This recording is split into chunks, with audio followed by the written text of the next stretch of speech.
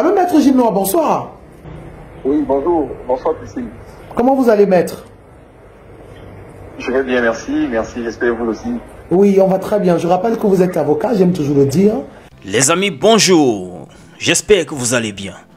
Avant de vous présenter cette explication de l'avocat de la FECAFOOT concernant la plainte contre Marc Brice, la FECAFOOT souhaite bon vent déjà à notre jeune sœur Naomi Eto'o qui est arrivée au Paris Saint-Germain féminin.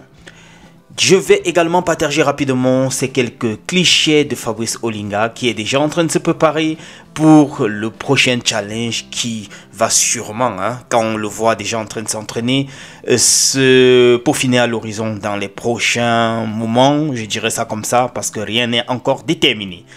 Terminons cette petite séance d'actualité avant de vous présenter ces explications de l'avocat de la FECAFOOT avec cette image du meilleur photographe de l'année. Il s'agit du photographe de la FECAFOOT, n'est-ce pas, Joël Litze, qui a été désigné comme ça pour la deuxième fois. Nous apprendons la FECAFOOT, meilleur photographe du 237. Les amis, je vais vous laisser donc écouter les explications de cet avocat interviewé par cette jeune journaliste.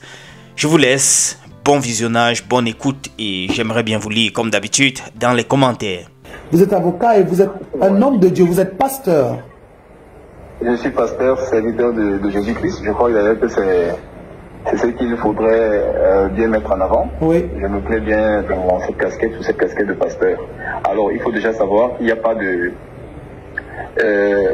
n'est-ce pas, il n'y a pas de conflit entre la profession de pasteur et la profession d'avocat, parce que ceux qui connaissent bien cette profession savent très bien que l'avocature est née de la prêtrise. L'avocature vient de l'église. Voilà pourquoi vous allez voir la toge noire avec le rabat blanc, qui est simplement le symbole de la lumière qui est dans les ténèbres. Donc je ne serai pas là pour faire un cours d'histoire de l'avocature, mais il faut savoir que c'est de ça qu'il s'agit. D'ailleurs, la Bible nous enseigne que Jésus-Christ est le premier avocat. La Bible déclare que petits enfants, ne péchez point, mais si vous péchez, vous avez un avocat auprès du Père, Jésus-Christ, l'homme. Donc, il n'y a pas de conflit entre les deux professions, qu'on dise pasteur, qu'on dise avocat. Et d'ailleurs, l'avocature, c'est un sacerdoce.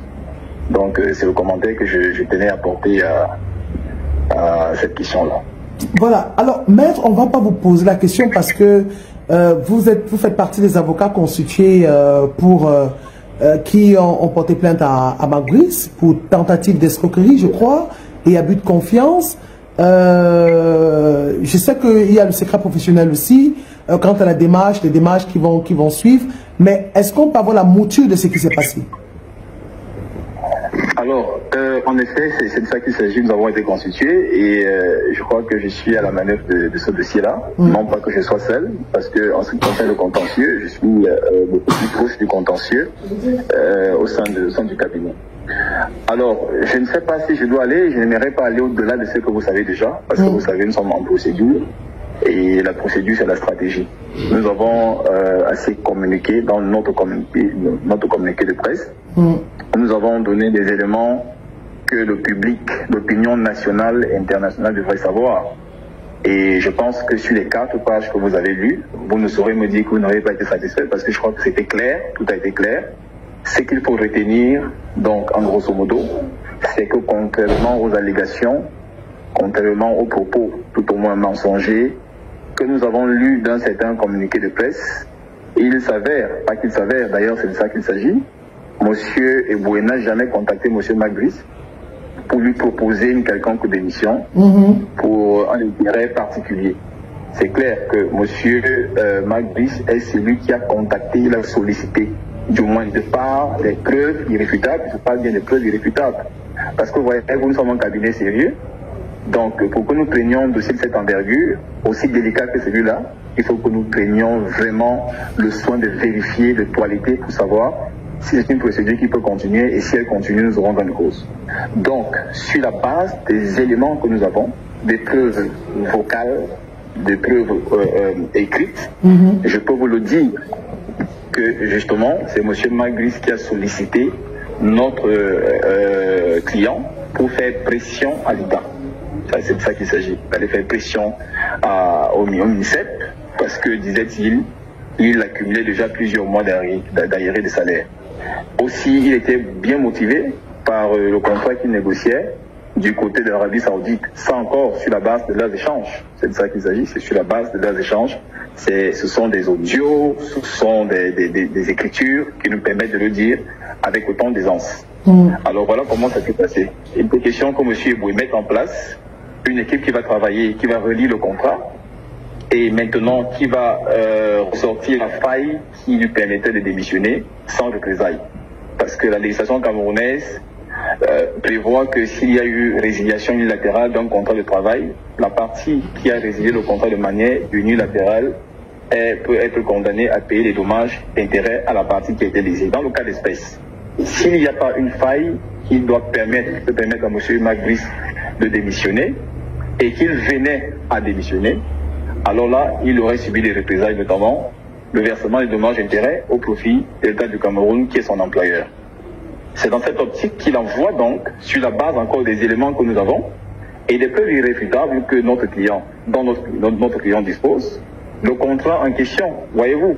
On dit que la messagerie a été piratée, on dit que le WhatsApp a été piraté, mais je crois quand même que ce contrat qui interne une clause de confidentialité assez solide ne serait pas retrouvé entre les mains de M. Clément Eboué s'il n'y avait pas été transmis ou donné par l'une des parties.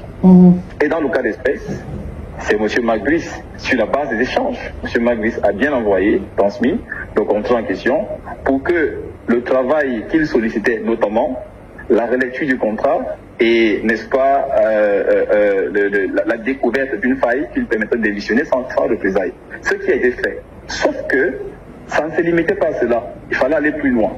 Parce qu'on peut bien ressortir la faille, faire ce qu'il y a lieu de faire, mais il fallait mener les diligences qui consistaient donc à mettre en place une stratégie qui va permettre que la Fédération camerounaise de football, entité utilisatrice, le MINSEP employeur, soit en possession, du moins soit notifié de la démission de M. Mac-Brice, qui ne savait pas écrire français et qui demande à nouveau à notre client, sur la base des éléments que nous avons, sur la base de ces preuves-là, de lui rédiger une correspondance.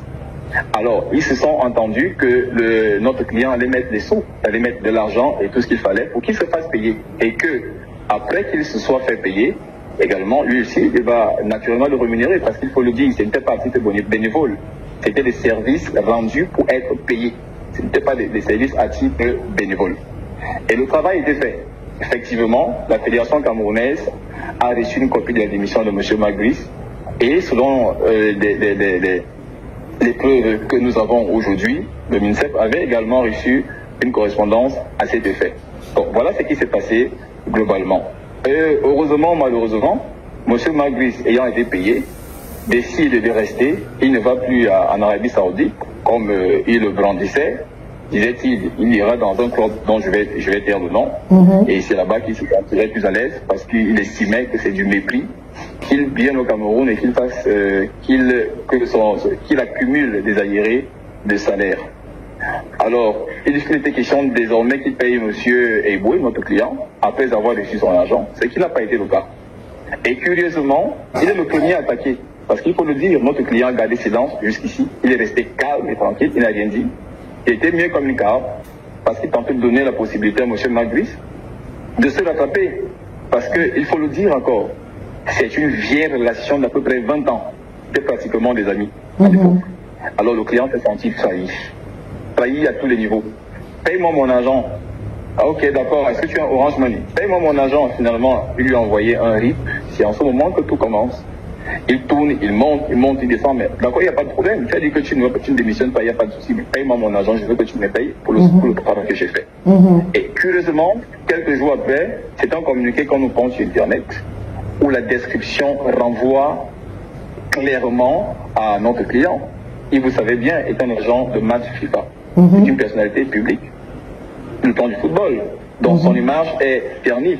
D'ailleurs, les blogueurs n'ont pas réfléchi, n'ont pas tenu des midi à 14h. Après cette description-là, tout le monde a bien compris que c'est de M. Samuel Eboué qu'il s'agissait. Voilà pourquoi vous avez vu plusieurs pages sur Internet, Facebook qui ont commencé à parler de ça, parce que c'est de lui qu'il s'agissait. Alors le client se dit, mais il s'agit de quoi? Moi, je suis victime dans une affaire, j'ai été offensé, j'ai gardé silence, Mais voilà comment est-ce qu'on me remercie pour le travail que j'ai fait. Parce que là, M. Boué n'a pas travaillé dans cette histoire parce qu'il était complice de Marc Brice, non. C'est une expertise. Les agents de match FIFA ont une expertise sur la Lex FIFA. Ils savent tout au moins, ils connaissent tout au moins, du moins la quintessence des textes qui encadrent le travail, qui encadrent l'emploi. C'est-à-dire notamment le recrutement des entraîneurs, le recrutement des joueurs. Donc c'est à ce titre-là que M. Marc Brice lui dit d'accord, comme tu as la maîtrise de ces choses-là, de ces textes-là, je veux que tu me fasses ce travail. Et il n'a pas été payé. Malheureusement, il a été insulté, diffamé partout sur la toile. Et le concerné, M. Marc Brice, est resté mieux comme une carte, se rendant complice de toutes ces diffamations que vous avez pu lire, ces propos mensongers que vous avez pu lire sur la toile, dirigés contre notre client. Alors, il nous a constitué dans ce dossier pour défendre ses intérêts, afin de restaurer son honneur et de laver son image qui était permis. Nous savons que le Cameroun est un état de droit et nous ferons tout ce qui est possible, juridiquement parlant, pour que la justice, du moins, pour que lumière soit faite.